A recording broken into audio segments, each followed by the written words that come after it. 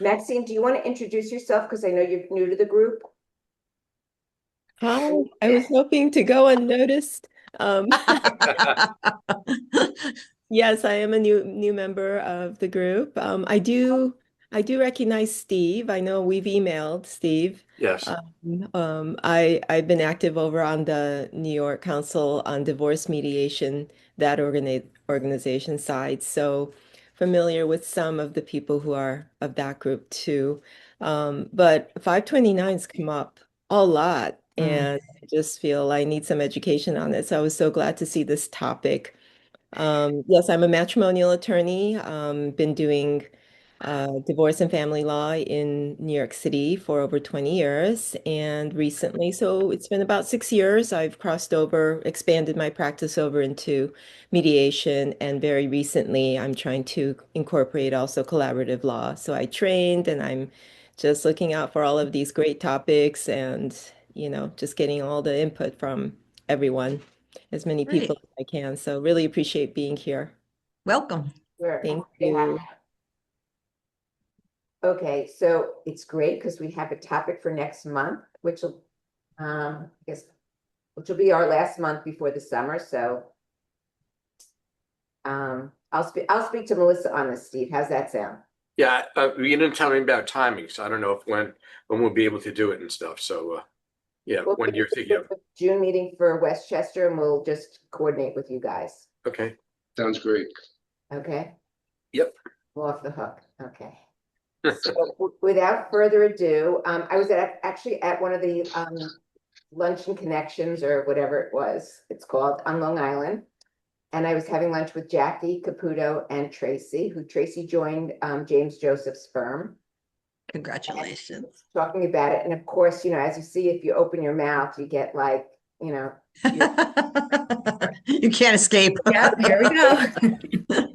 unless you know enough about passing the buck like Alan did to me, and then I just handed it. So That was very deft of you, Nancy. I love that. a lot of experience. So I know Tracy wants it interactive, but I know she has a case that involved this 529. So maybe she'll talk about the case, and then we can all talk about our issues and things like that. Yeah. So, hi everyone. Nice to see you. I think I've met most of you. Maxine, I think I just saw you up in Saratoga. You were there, right? Yeah. Yeah, you were involved with a lot of those presentations.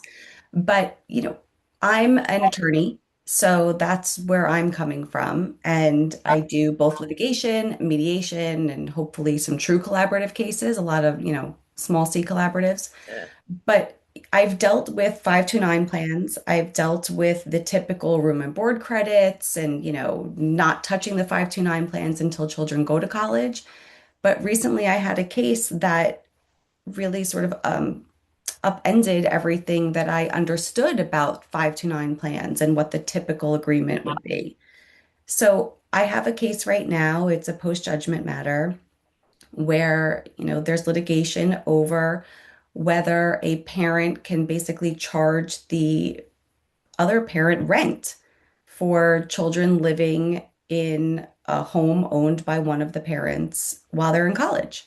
And frankly, I didn't even Great. know that you could use 529 plan funds for, the Right. children's expenses when they were living at home, like their living expenses. So this is eye-opening for me, and I wanted to see what other people have come across when they've dealt with this issue in the past. Because now I'm thinking about it for this case that I'm working on, of course, but also like prospectively for future cases and different agreements that the parties could come to when there is money in a 529 plan and they want to have different ways to access those funds for their children. So, has anyone come across this yet, like in a non-standard way? Wait, so I have questions. Yeah. So one parent owns a home where the child is living in who is at college. So it's interesting. Okay, Okay. so these parties, this case in particular, they signed an agreement. There were several properties. The mother got the marital residence, and she also got this other apartment in Long Island City. And right now, the both properties are still in joint names. Mom hasn't refinanced yet. Okay, Mhm. so it's another little issue if we're talking about the tax reporting side of these things. Okay. And the issue is two of the kids actually are living in this apartment, going to school in the city. And I think mom also didn't fully understand how much money was in the 529 plans. It was not the best agreement, which we come across all the time. Nothing was specified. And Mm. mom basically wants to charge dad rent for these kids who are living there and use it For to his portion of the rent. right, his Yeah, pro, right, right. well, first of Yeah. all, the agreement said, you have to use all the money in the 529 plans before either party has to pay, right? Ah, So okay. mom thinks, okay, look, I'm getting this, I can charge sort of whatever I want.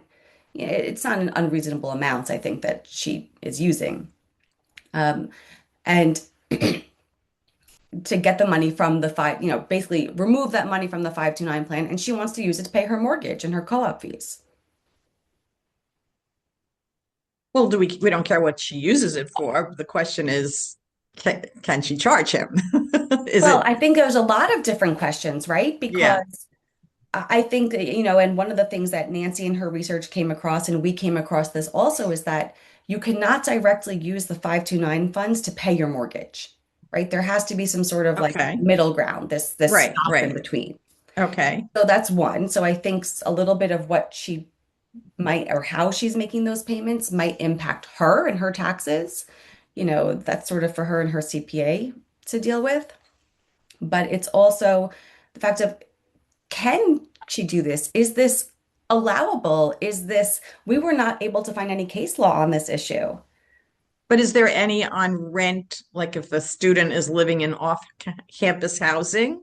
Yeah, there are Can the rules on mon- that. I could tell you with 529 accounts. Right, Um, if you live in university housing, it's very clear what the university's charging.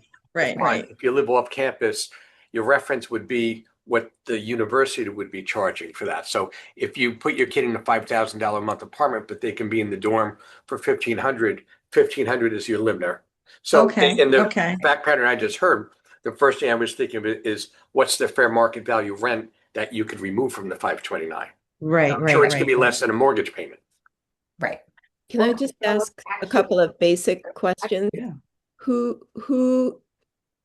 Whose name is on the 529? And Dad. what are dad's name is on, okay.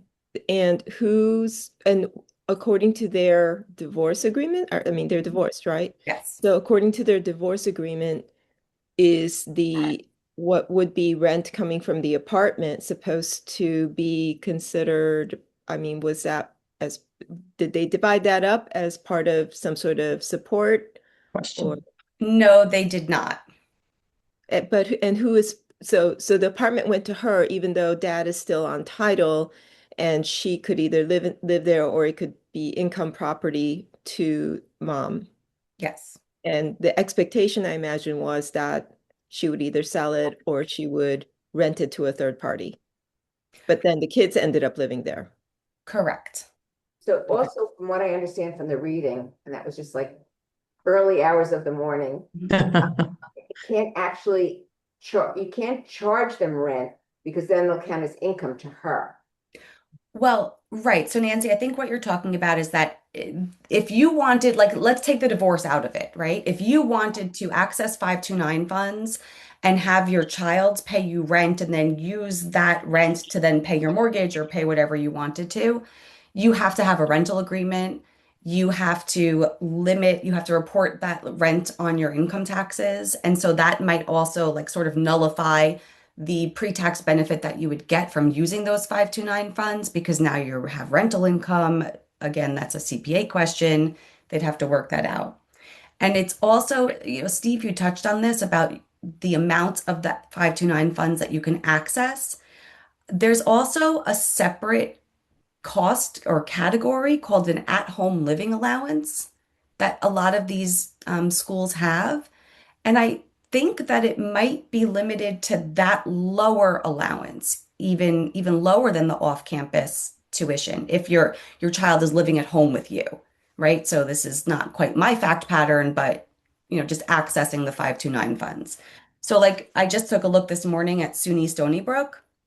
The at-home living allowance is just over $11,000 versus the off-campus housing and meals is just under $18,000. So they sort of cut that even more when the kids are living with their parents. I want But to, I think somewhere about groceries and utilities, Sharon. Well, Nancy, I think that that was the reading that you found today. And so I think that that's just another method of getting around this rental agreement issue, right? So if you don't want to report it as income on your taxes, it says that you can charge, or use the 529 account to pay for a proportionate share of the child's groceries and utilities. Hmm. So that I gets want to around the suggest rental. to you guys, there's a really great site. Have any of you ever used, because this is my go-to in 529, it's called Saving for College. It's considered by all planners. They would look, I'm going to just pop something on the screen real quick just to show you guys. Can we make you oh, good, okay. So Did he do that? can you see this? Yes. Right. So, and just show you, it's got a plethora of answers to questions, and including the question we're dealing with right now. Can I buy a house and pay my mortgage with 529 plan? Then what if the child pays rent to the parent and so Wow. on? And it starts off right away with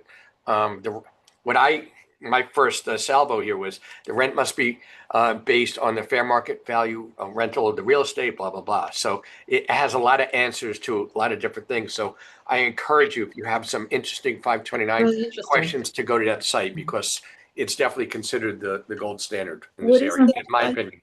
Steve, what is the site again? Saving for College. It's a great resource, thank you. Yeah.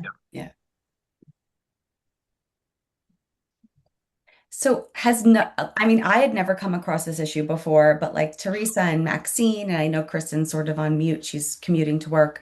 Has anyone come across this in whether it's mediation or any of your divorces? No. It's great. It's fascinating. Yeah. I was like, wow, this is so interesting. I'd love to see this play out and see where it lands Yeah. up. I don't see how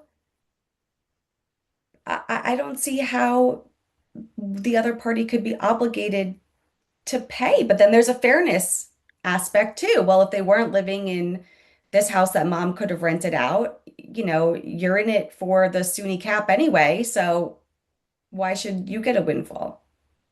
Right. I mean, I don't know, maybe I'm missing something, but it would seem to me that the other parent should pay what he or he would have been paying for on-campus housing for two kids. I don't know. That sounds logical to me, but I'm a mediator. So. Well, I think it sounds like equitable or fair, Right. but I think that part of the problem is, this focus, almost more of a focus in this litigation on the 529 funds being at issue, right? So, mom's argument is, oh, well, you can use 529 funds for rent. So it should just basically come out of the 529. And dad's position is a bit like, well, why am I still paying her? Why is she trying to bleed me here? But he's not paying her. He's not paying her. He's paying for his kids' board But room. it's benefit of the mother. Right. But What if it's a unilateral decision, Teresa, right? So clearly these parties they did not come to an agreement that these kids were going to live in this apartment and, they would help contribute to mom's mortgage expense and save money going, from somewhere else. Or what if, they could have lived on campus and, yes, they would pay that. Mom could have rented this apartment out and made even more money, probably. But he has no obligation now, if you're using 529 funds, to go into his pocket and pay for room and board. So that's a benefit to him. Well, I mean, in this particular case, the 529 funds were probably exhausted in the first year and a half, and we're talking about 4 years. So it's sort of neither here nor there. You know, like I think it's an interesting issue that we come across. Um, and I don't know whether it's 529 funds or not. Can you obligate the non-custodial parent to basically contribute to more of your expenses? And then if you think about it, is that if it ends up getting depleted and then the ratio is like 80-20, then he's paying even more out of pocket. You know, he's using those funds faster and having a larger obligation. Did you say it was already depleted, the 529? The 529 funds have been depleted. There's going to Okay. be, yeah. Okay, so okay. So the question is, should he, I mean, I don't, Well, it's a multi-layered question, right? Because we're dealing with this for all these years. So, you know, you got to sort of take it year by year. Oh, I see. We're going back in time. Okay. So maybe that is instructive to us in creating these agreements, that there should be some additional language regarding 529s and depletion of 529s, and that it should that depending on what is required. So if it's fair market value, first of all, for tax purposes, we might have that discussion and put in that language if that's something that the parties want to be sure and adhere to, but also for the purposes of the parent who may get stuck with an 80-20, the 80 part of the 80-20 type of contribution, that there should be some sort of cap, right? Which probably falls in line with the 529 regulations too, and for tax purposes, and that is it cannot exceed a certain amount, such as, Right. what would have been paid for housing on campus or something like that. Maybe we do need the additional language so Right. so there's expectation management. I think a lot of this is like expectation management so that people don't come across something Right. Right. Especially in this instance where I have this post judgment, right? So, but I thought it was interesting because my typical language would be something like the parties have $100,000 in these 529 plans. You know, neither party shall remove any funds except to pay for college expenses, which are defined Which shall herein. include, but yeah, including but not Exactly. limited And then to. it includes what the college expenses are. I do put language in that includes off-campus housing, you know, reasonably comparable to the on-campus housing. And Okay. I typically put in language that talks about a stipend for groceries and utilities because I've dealt with those post-judgment issues too, where you're getting, 4 years worth of Whole Foods expenses and DoorDash, right? And that's just a nightmare. Like, let's think about this reasonably. But sometimes it's hard to envision what a reasonable stipend will be. You know, if you're like, I think, Alan, you said you have an agreement that was signed in 2014 and now it's coming back at you. You know, who knows what was reasonable in 2014 for groceries and what's reasonable now? Right. Is there some sort of like index for groceries? You know, like we have the CPI Probably. other expenses, right? Like maybe we could use that. This is just like what we just did was add another 3 pages to our agreements. You know, this is how Yes. we explain to clients, all right, so we could put this on 3 pages, but we have to have all these other what ifs that you can never anticipate. Right. So Right. I just want to there's a few things here. I'm just looking quick as you're talking and stuff too, just to confirm what I'm thinking, but there's definitely a whole bunch of tax angle things and things that you have to do and so on. It doesn't always work out so favorable because of what you have to report on the tax side. And the first thing is there's also specific rules about charging rent to relatives, and you have to sort through all that stuff. Right. Plus, when you charge rent to relatives, you can have limitations on what you could deduct, so it starts to get ugly there. You're going to have to consider if a child doesn't go to school in the summer, then you have to exclude. And if you use 529 to pay for rent during summer months and the kid's not going to school, then you have a violation there. You have issues of part-time versus full-time students. And so there's really a lot of stuff you have to look at. So it have to be some really big dollars to really make it worthwhile, I think. Except in the case that I have at hand, I mean, people don't really understand that it doesn't necessarily benefit them, right? For the big dollars versus the smaller dollars, right? This case, I just came in, it's change of counsel, but this case has been going on for a year and a half now. Yeah. Yeah. Uh, And when I came in, I said to what the have they spent? right. And I said to the judge, because there was a hearing date, like, what are we having a hearing about? Like, what is the issue? What is Right. the factual issue that you need testimony about here? Or is Because it to me, just oral argument? it's a little bit more of a legal issue, but then there's also the equitable issue, Teresa, like you were talking about. Mhm. Well, okay, so you might not be able to necessarily charge the other parent rent, but you would have had to pay something anyway. Yeah. So I have a question. So I was involved in a mediation and basically the clients did a lot of it themselves and there was truly an imbalance. And I think because Mm. they didn't have like a mediator sitting with them and explaining, I think there was a maybe bullying or something like that, that someone just said, like, okay, this is what they have to do. So here's the situation. The custodial parent works for a university where the child goes to college. So he ended up giving her some minor credit towards tuition up to like the SUNY cap rather than the private school, whatever. But the child now, I realize, is living at home. And there's no child support because they both make about the same amount of money. So it's still in like mediation. How do you bring it up about, well, maybe she should be getting, rent from the child's father, even if it's split 50-50. So wait, I'm So- not sure I fully understand. Is There's home with the custodial parent and going to NYU. okay, and I mean she lives at home with mom, Yeah, and mom works at NYU, so she has tuition benefits. So instead of it costing whatever the SUNY cap is, it's really costing them like $5,000 a year. right. But he's living at home and Right. there's no child support. And they're still in the process of mediation? Yes, So, right. So why wouldn't she get child support?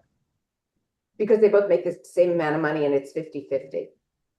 Oh, so the parenting. Okay. Well. It's 50-50. Can she get rent? Well, it's sort of what we're talking about right now. Right, Well, right. in there, she can't get rent because well, is there an obligation? Is there a pro rata obligation to pay for the college expenses? Yes, So then that is what we're talking about, right? great. But how do you bring it up? Because it was never mentioned. They need to have a consulting attorney to bring it up and bring it into the mediation. Are there That's what I would- 529 funds here? Yeah, So it could be brought up in the sense of how to access those 529 funds. so as a financial neutral, do I write to both consulting attorneys or the mediator and say this should be brought up? I Well, think you could do that with the yeah. mediator. Is there going to be a lot of does this child have a lot of money in the 529 account? There's going to be money left over? I think the money was like the grandparents kind of thing. Mhm. Yeah, I mean, if that can help pay for expenses, especially if there's no child support being paid, Right. whose name is the 529 account in? I think it's the grandparents. Oh, okay. Well, then you can't obligate them. Right. They can pull it out. Well, generally, people advise if you do it right, you want to keep 529s in the grandparent, because otherwise on FAFSA, you attribute the asset if the parents have it. So you're seeing more of it. There was a change a year or two ago, so Oh, it's better to have it in the grandparent's name. oh, Didn't know interesting. that. But the thing Didn't is, know that. then you don't use the Neither do I. 529. The non-custodial parent then should still be obligated to pay room and board.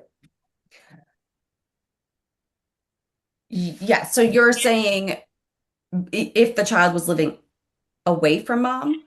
No, with mom, there's Mhm. no 520. Let's say the grandparents decide I'm not using 529 plans for that.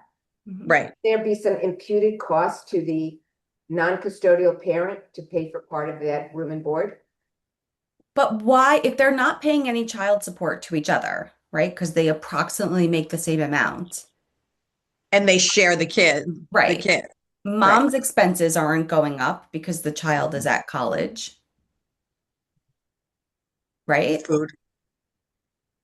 I But think if you you're could look living at, at home, use the logic that why people argue for against divorce credit and why you think it's fair or not fair. right? Because I think you're getting into exactly that point. Right. It's like almost like a backwards reverse Right, credit. correct. Right. That's what I'm saying, but it's those issues. Right. Yeah. But I think, Nancy, you could definitely bring it up if you think that it could benefit the parties in some way. It's tough though with it being in the grandparent's name. Right. Whose parent is it? I think, Attorney.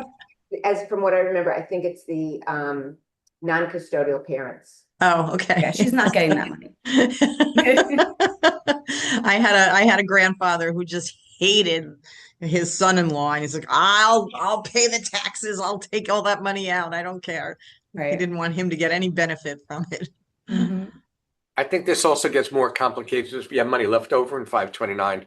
There is some opportunity, at least the first 35,000, you could roll it over to a Roth IRA over 5 years, as long as the kids have enough earned income. If you had a special needs child, you could roll it to an ABLE account. So there are other things you could do that you couldn't do before. So you can't just look at the 4 years of college and how much you need for that. It could still be other benefits that could accrue to the beneficiary. And even that's confusing because you could change a beneficiary if you want, so nothing's locked in. Right. I think that that's really interesting, Steve. That you could put that in your presentation next month. Thanks. Well, I didn't know that. I knew that there were certain things you could do. Like you could typically we see it where there's more than one child, and so you have to use it for the next child. But You could switch it. You don't have to use Yeah, it. yeah, You could switch back and forth at any time. right. Yeah. And But that is I have a- interesting because I don't think that my agreements, unless there are, there's significant funds in the 529s at the time they sign the agreement, we might put language in saying like the money will either go to the child after the tax impact is calculated, to whoever has to take it out, or it's equally divided by between the parties if there's anything left over after a certain time, like after the kid is 27 or something. I don't know what the timing is. But I didn't know about this rollover IRA I think possibility. it's interesting. There's significant, the kids are really young. There's significant funds in the 529 plan. The moneyed spouse who's going to pay probably like 80-20 said, listen, I want to take the money out to fund their Roth IRAs to get them a head start. And I will still make up that difference of what would have been in there, to deplete the 529s first before it's the 80-20. So she's willing to, give her kids a head start, even though it's going to cost her financially to fund college. There's plenty of money there. How are they going to calculate what would have been in there 15 years from now? Oh, no. So when it comes time to go to college, it'll roll it over to part of it to a Roth. And if there's not enough funds later, she'll like add it back and say, okay, I'm 100% responsible for that part. That got rolled So over. there's an existing 529. They're going to wait until the children turn 17 or something to roll it over into a Roth? You froze on me, so I didn't hear what you said. Oh, sorry. I'm trying to understand. There's an existing 529 account.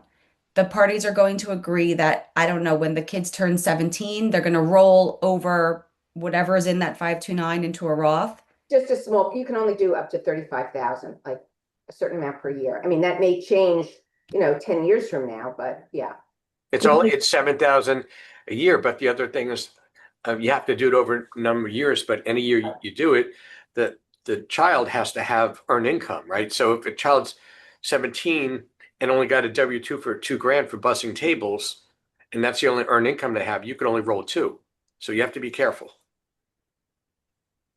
And my understanding is that might go away altogether. Is that not, does that have like a sunset clause of any kind, Steve? Well, which feature? This newly created rolling over into a No, I Roth. think that's been for a few years.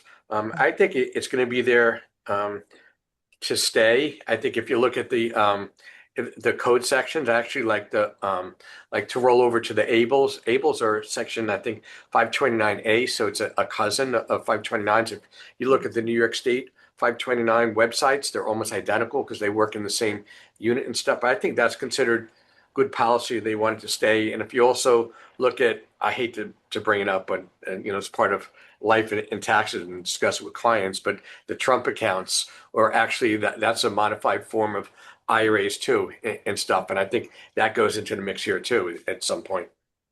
And just a question about if the 529 is in a grandparent's name, Yeah, all the rolling over has to be executed by the grandparent, right? Whoever. correct. Right.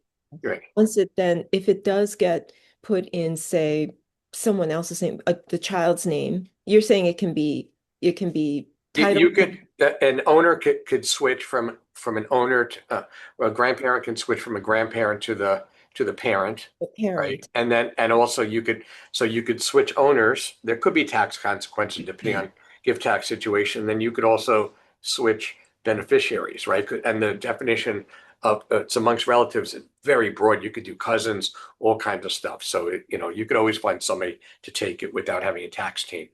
And you could kick it down the road. Even if someone's not going to go to school now, you can wait till later. My kids, I have money left over my kids' 529s, and I'm working on my grandkids now. So, there's a lot of things that go with it. It's not like, well, the money's trapped there and you'll never be able to get it out in a good way. But Steve, if you do the Roth, you say there's a $7,000 limit per year for a total of 35,000. To do the roll for the 5 years. 529, correct? Yes. But then, of course, you have to have the income to Right. be That's what able I'm to make saying. that It's two contribution. prongs. And the also able accounts are somewhat similar. So if you have a special needs situation, it's kind of a similar type of thing. You could roll it over. And I think able accounts are wonderful for those kids. Could you talk a little about the able accounts? And spell it. ABLE. So Okay. the able accountants, you know that if you've ever worked in a special needs situation, one of the frustrating things is that you basically have to make them impoverished on paper, right? And it's very frustrating because you have a lot of people who have special needs, but they can be independent out in the community and so on, but everything has to be meted out to them all the time. You always have to ask and justify things. With an able account, you could have a certain amount of money. I think it's up to like $100,000 that you could fund into able account, and they basically live life like a debit card and so on to pay for certain niceties in their life and so on. So I think it's good for someone to be able to go out, buy certain things for themselves, but the money in the able account will not diminish their ability to qualify for benefits. I mean, I have a client whose daughter has an eye malady. In fact, she has the same thing that, for those of you who know, what my wife has, but my wife is very functional. But this girl, at age 15, she was diagnosed with retinitis pigmentosa, and by age 22, she's legally blind. So unfortunately, in the world of vision, to get some of the best benefits, you actually have to be on Medicaid and all those kind of plans. Even if you had the money, if you had millions of dollars, you want to buy certain services, you can't do it. And some of the best services come through this route. So she has a special needs trust, Medicaid compliant, all that stuff. But she also has an able account so that she can do certain things. I think it's very empowering. So just understanding those situations, because you could start funding a 529 early, but you don't know what will be with your child, right? And then so if you find yourself in a different circumstance, you could repurpose it in a really good way. Who controls the able accounts, the beneficiary or the settlor? Once it goes to the able account, it's the beneficiary. So I actually have a special needs trust for a client, and I actually started a TrueLink account, which is something that you fund, like you can fund weekly or whatever, and they can use a debit card. The problem, I could never do an able account for this young adult because whatever money's in there, he pulls out almost immediately. Oh. Which is why we got the TrueLink to really monitor it. What's it called? A TrueLink. It's almost like it's a debit card, basically. And you can. But it's empowering so that people don't have to ask for handouts all the time, right?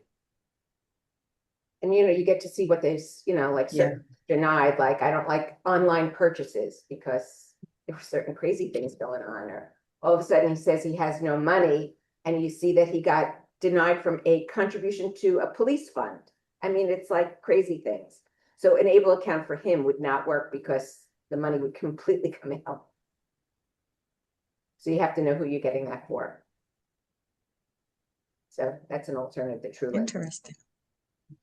But I think all these come up and just show that you have to think about 529 is not just about college, there are other uses. So I think that somebody could truly complain maybe down the road, whatever, that you took something that was rightfully mine and use it for another purpose. Although you do have the ability to switch beneficiaries. So they're probably defanging the 529 case, but you never know. You could find somebody to make a case for anything. Well, right. I think that, it's like what Maxine was talking about, to be more specific in our drafting about what will happen if there are funds left over in 529 and, what kind of time frame we want to put on that. What do you guys see most when you're mediating or dealing with clients? Like, do people want to distribute these funds after the last child graduates from college? Do they want to hold on to them until a potential grad school? I see a complete mix, and I actually see oftentimes, which I see Maxine's point in wanting to draft these craftily and carefully, but a lot of people don't want to deal with it. They have no idea, So oftentimes I'm crafting language that says they'll figure it out at the time if there's funds left over, which is not lovely. But they literally cannot think that far ahead. There's been a few cases where I'll put in, that if they're going to grad school, or it'll roll over to another child's 529 account, or if they, use it towards the educational purpose, but it's still general language. It's like not great. There's no ability to plan that far ahead, at least in mediations. I think we just need a default clause, right? So until the youngest child reaches the age of 30, unless the parties agree otherwise. And if they don't To agree, maintain the funds in the 529. yes. And then once the youngest child reaches the age of 30, I mean, they could agree otherwise, but unless they agree, there's a default plan, and that is they can go ahead and do whatever they want. If they each say there's well, I'll be very particular, 2 529 plans, 2 kids about 4 years apart. And when the youngest one reaches age 30, if there's any money left over, they'll dissolve it. They'll dissolve the 529 plan and they'll split the money unless they agree otherwise. So it's kind of reliant on, hey, are they going to remain friendly and try to do something else because they see a great need for it? Or is that the default plan? I think just more and more, I think what we need in the agreements are default plans. And then they can do it or not, but it's a default plan. It's something if they can't or do not agree. No, I agree with you, Maxine. I hate putting in, that they'll deal with it later, or Kick as the they can shall down the road. agree. I mean, that's for anyone who does post-judgment work. It's just, that's why we're here. Well, we're starting to talk some, amongst mediators and collaborative about doing check-ins with people. Maybe it's a 6-month or a year or a 2-year or whatever. Forever, I have offered 1 free hour post-mediation, post-settlement. And it gets people to come in, and it's great. You get to see them when they're happier. That's such a great and terrible idea. Thank you. I take that as a compliment. I mean, it's so obvious, and it's so great to build that into our services. And of course, most people are gonna check in, but that's also a terrifying idea. Don't you when you're done, aren't you glad you're so done? Oh, no, I don't, maybe not, because one of my earliest cases, they came back for like 20 years. And it was wonderful to see them, move through the process. And it was that long because they decided their kids were like 4 and 5 years old, and they weren't going to sell the house until the younger child graduated from college. Wow. And all the crazy stuff that happened along the way, dad losing his job, mom having a boyfriend who was 20 years younger. I mean, it was just really great. So I encourage it. I remember on one of these meetings several months ago, maybe even a year ago, people were talking about their check-ins, Teresa. I check in after 3 months, 9 months, 2 years. And I thought that was interesting because people's perspective changes as well on the mediations. Right. Right. Do you think that helps keep the peace? Do you think that helps keep the peace? you hear about it, you're in the mediation session or collaborative, and you kind of understand it, but then when you have to practice it, there are things that creep up. Well, I mean, do you the- think also building that in helps the family as they move forward, keep the peace and try to adhere to the agreement, knowing that there's somewhere to go if there's disagreement or misunderstanding, or wow, what did we mean by that clause? Do you feel like building that in helps Well, them? it's two different things though, right? So, I mean, I think most of us build that into our agreements in if the parties cannot agree, they shall return to mediation right. these, Mhm. 2 1-hour sessions or whatever you want to say. But then it's also this just, on your own reaching out to former clients to say, hey, just thinking about you. How's everything going? I hope you're all well, that kind of thing. And hopefully some of them respond. I mean, they like it because they like it because they feel like, oh wow, you remember me, you care about me. And if it keeps the peace, actually, most of them forget that I even offer that. I don't say the 1 free hour in the agreement, but I think, I mean, there was one case where where it really starkly created the peace. Like even though they managed to get a mediated agreement, they just still hated each other's guts, and it was playing out with their 8-year-old son, and they came back in, and I don't know what happened, but somehow the air kind of got cleared. And for years, I would get pictures of birthday celebrations that they both attended and graduations and all of that. So it's Nice. it's rewarding for us too. Yeah. I have another idea on the 529 front if you want to, Of course you do, Steve. hasn't surfaced yet. Well, no, you might find this pretty useful. We have a lot of cases where somebody has to be retrained, either the mom or the dad, and maybe there's not a lot of money. You could actually use the 529 to pay for retraining of the mom or dad, because somebody's going to say, well, how are we going to be able to pay for that? And it might be sitting there and people don't realize it. I meant that as a compliment because Oh. you really do know all this stuff. And Well, as a thank you. lawyer who says she's good at math, I don't know any of this stuff. And I realize, how much we really need the financial people. So the 529 can be used to retrain one of the parents in a new Yeah, field. they become, you just make the parent would be the new beneficiary on the account. And then it could be used for any accredited program. There's a lot of accredited programs, very easy. If I'm the titled person of the 529 account, I can use that account to go to school myself. I think you could, I think it'd be smarter to switch it to somebody else and make you a beneficiary. I wouldn't want to be the owner and the beneficiary, but I think technically you could. I don't think I'd want to be in that place, but it's easy enough to find somebody to manage it for you. I love this first world problem that we all have, that there's so much money left over in these 529 after paying for college that we have to figure out what to do It with them. happens in some cases though, because you had, big markets and people started funding kids at an early age. People wake up when the kids are 15, maybe not so much, but there are definitely overfunded accounts. Yeah, there are. With the college tuitions going up the way they are, it's hard to get there. Right. There's Carmen. Yeah, sorry, I need my coffee. Well, I do have a question about, we all have that standard clause in our mediated parenting, in our settlement agreement. See, I can't even talk. In our settlement agreements about like that the tuition is only going to be up to like the SUNY cap, and we pick a college and and then, it's going to be reduced by all of the sums that like they had, the 529s and the scholarships and the grants and all of that. Well, what happens when the kid ends up going to a private school instead?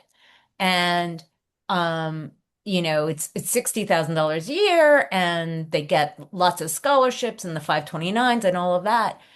But there's still they have to take out loans, so there's still an amount owed. Like, does the other parent still have to pay? I mean, how does that, So yeah, please. if the agreement says that the parent's obligation is limited to the SUNY cap, Right. No, they don't have to pay. They And don't have to pay. beyond the SUNY cap is going to be the child's responsibility. What I think a really interesting question, again, for the financial people here is that now these children cannot take more than X amounts of loans in their own names, right? Like they're limited in the loans that they can take, For and they professional have to school have and a, so on, yeah. yeah, Right. they have to have a parent Wait, sign for that. professional school, so not college, Steve? Well, I know there's a whole bunch of things that were changed recently as they cleaned up the student loan program. So I'm sure there's a max amount in college, but there's definitely on professional school, and it's way under what the cost of med school would be and so on. So there are definitely some problems, I guess, if you deplete 529s beyond the point where they need some of that because there's not enough on loans. How are they supposed to complete their education? I Well, think right, that's not the even point. the 529s. Let's say there are no Or anything. 529s here, right? And the kid Yeah. is going to go to NYU, but there's a SUNY cap. So this child is going to have what, additional 30, $40,000 that they have to pay. The parents almost they have to be on board with that, right? Because I think that the children can only take, like, I don't know, they used to be called like Stafford loans when I was going to school. Now they're called something else. Um, I think that those are the only loans the kids can take on their own. It's an interesting conundrum. I think Yeah. also the 529 plans, if there's money left over, can be used for student loans. To pay a student loan. And then I think I read somewhere, and Steve, middle of the night kind of thing, is if they get grants or scholarships, you could repay yourself for that amount of money from the 529. Wait, say that again?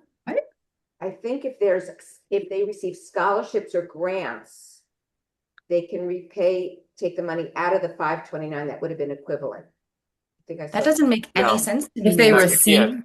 You could only do 529s net of any scholarships and grants received. You can't double dip. I'm just trying to see. I mean, that would be very interesting as a way to get more money out of the 529s, but if it's not an obligation of the child's, then I don't, there's not an actual qualified expense. Certainly for credits and so on, the credits are always net of whatever you pulled out of 529s and what you got from scholarships and grants. Carmen, to go back to your question, like Okay, we do so much math for this. Well, that's what it is. And so then I started thinking, like, because this client called me and and so I handle like a lot of clients who have like very low resources. So, having a lawyer, even one who likes math, do the math is never a good thing. So I started thinking like, well, is it a proportional thing, right? So like, Quinnipiac is at 60,000, SUNY purchase, whatever that cap is for room and board. Like, is the math done so that it's proportional, or is it just strict, like, this is the cap, she got scholarships that more than cover the cap, that's it, she's off the hook. Oh, you're talking about something else. So I think I would look at that and say it's whatever the child is obligated to pay, right? So if Quinnipiac is $60,000, but then the bill comes in from Quinnipiac and the child only has to pay $20,000, and that's within the SUNY cap, I think the parents are in for that amount. you have to be clear in the agreement. I've been in court on that issue, and if the agreement is unclear, it becomes a mess. So you have to be clear on how scholarships and grants get applied. Is it before calculating or after calculating type of thing? You just have to flush it out. Kristen, can you say a little bit more about that, before or after calculating what? The parent's share? Yeah. Yeah. Like, do you apply the grants first and then calculate their share? Or do you calculate, I think what is it?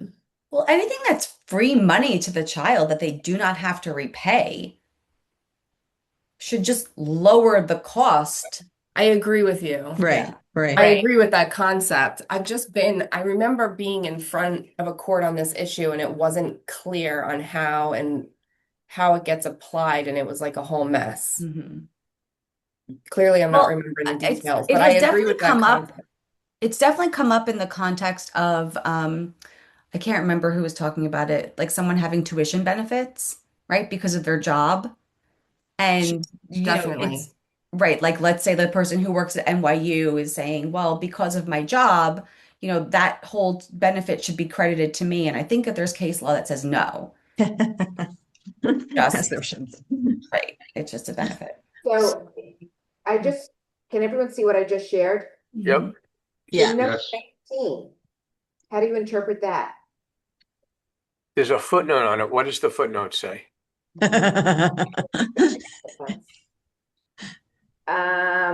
Savings for college.com. So that's all right, that's the site that I sent you, so it's in here. Exactly. I guess you can. I guess we have to see what all the specific rules are. Mhm. Oh, boy. Yeah. And I guess it all makes the point. There's a lot of nuances here, Right. but we sent you to the right place. Good. So going back to my actual case, no one has any help me out here, people. You want me to make a decision? Yes. Well, and I hear you from the fairness perspective. Of course, that's not why these people are in a post-judgment litigation. But how can you obligate someone to pay for something for which the child has no obligation to pay? There's no lease. The children have not made payments. Because it's a benefit to the child. That's my answer. Well, if not for living in that apartment, they would be living somewhere else paying rent, which is why the fair market value comes into play, I guess.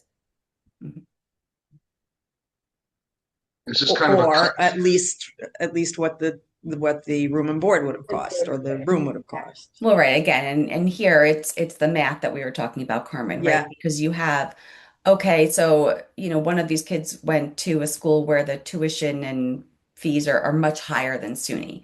So the tuition that was paid already, lowers that. So you have maybe, let's say, $10,000 left over. And, okay, fine. So you pay for the room and board from there. Right. There's a lot of math here that is unpleasant. Yeah, but And I guess there's no way these two parents are going to agree. I mean, I'm hoping, I'm trying to schedule a four-way, but I'm getting a pushback from that. So. Yeah. Was it foreseeable that these children would live in that apartment when the Yes, divorce in agreement was fact, done? So then it why was. it should have been One of the treated kids- in there? One of Good the children question. was living in this apartment at the time the parties signed the agreement, and the agreement is silent. Great. And Wow. they're both using that apartment as the base to go to college locally or something? Yeah. Wait, was the one that was already living there, was that one in college already? Yes. And what were they doing? There was nothing, no money was changing hands from the 529. Nope. Oh, Wait about okay. 2 minutes. There's that. Interesting. Kind of makes sense, because if they're married, they want to preserve the 529 for when they really need that expense. Well, no, I think that they were taking money out of the 529 to pay for college expenses at that time. Not really Tuition. born. Yeah. I see the husband's point that if it wasn't being done before, why would we do it now? I mean, I see that point. Mhm. Just from an expectations Right. perspective. But again, another reason why it shouldn't have remained silent. Right. That should have As a been- side note for our financial friends and mediators and litigators here, the agreement also says basically mom gets 50% of dad's retirement, completely silent on all the different parts of the retirement. Dad had like 94 unvested RSUs at the Good time, boy. and mom wants 47. Wow. and it only said 50% of the retirement without specifying what 50% the of the retirement, marital portion of the retirement without without specifying. specifying what those marital retirement funds were. But even so, they're unvested. Tell me, everyone. Yeah, but an without- RSU is not a retirement account. That's right. So I don't know. I don't understand the linkage. Mhm. Oh, that's a good point, Steve. Right. Well, right. So Marital assets. I did make that point, but also I said, fine, she gets 50% of the marital portion, but it's not Right. half of the unvested at the time. Right. Right. And what I was transfer met agent, with, when you I give don't them, know, DeJesus, what's that? you give a transfer agent an agreement or fiduciary agreement, and they're gonna say it's not specific enough, they're not gonna honor it. Right. So it's a mess. We all need to do better. This was a mediated agreement, not It from wasn't mine. anyone that, no. Was there review counsel there? Was there what? Review counsel on the mediated agreement. No. Oh, well, there you go. Was it an Problem. attorney mediator or a non-attorney mediator? Yes. Interesting. Interesting. That's kind of scary. Mm-hmm. But then it also goes back, I mean, who knows? I haven't spoken to this person, but what Kristen said, sometimes you have parties who do not want to deal with it. And then how are you left Yeah. to handle that as a mediator? Right. Oh, Right. I do the CYA letter. Oh my God, do I hate CYA letters? As a mediator? Absolutely. Oh, really? Oh, So do you do absolutely. that, Carmen, for any sort of topic that they don't really care to flush out in the moment? Any topic that I think could come back to bite me, Sure. Yeah. absolutely. Mhm. Any topic. Like, it's a very friendly letter, but it's like, we discussed this and you decided not, and we discussed this and you decided not. And, it's very, I mean, and then I have my tougher CYA letters, which is like, this was against the advice of counsel. Like, Yeah. when I'm consulting counsel on a prenup, and like, she's like, I don't want anything. Uh, And she's like in La La uh. Land, and it's sort of like, oh, no, dear. This is not like, Right. Yeah.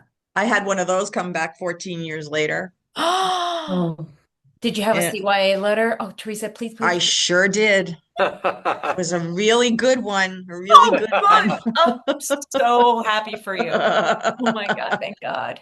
Except that if you purge your files after 7 years, then you can't necessarily prove it. So there's certain things Yeah. you always hold on to. Yeah. Yeah. Hard copy file of CYA letters. Mhm. So I tend to, It's the only thing we keep hard copies of. I really, though, do tend to put that backup language that Maxine was talking about in my agreements, and that might be my failing as a mediator, but I am so uncomfortable leaving something as undecided without a framework for what to do if it's undecided. Obviously, if it's more amorphous, like a parenting decision, that's a return to mediation. But these other things, I don't know. It's too much of a headache for everyone afterwards. Well, on those, sometimes what I do is I'll say, after extensive discussion by the parties where they discuss A, B, C, D, and E, and then, so like I put it right into the agreement so they know, and then it's almost like a way of reflecting, but like in writing. So like they know what they're getting into. Right. Mhm. So I read a book, someone knew that I was involved in divorce, and it's a true story that I think the woman was related to the Paleys and everything else. And she Oh, had- yeah. And she had a prenup. And the lawyer advised her against like some clause in there. And she said, and her husband goes, no, we don't have to worry about that. Of course, hence years later, she got divorced and she didn't get anything. And I don't think there was a CYA, and she didn't, pursue it or anything like that. But I'm going to find the book. I'll send it all to you to read. It's really Yeah. irritating knowing what we know. Right. So, wow, 9:31. Tracy, I want to thank you for presenting this. I want to thank And Steve. everyone for participating. Great job. A great program, really. Thank you.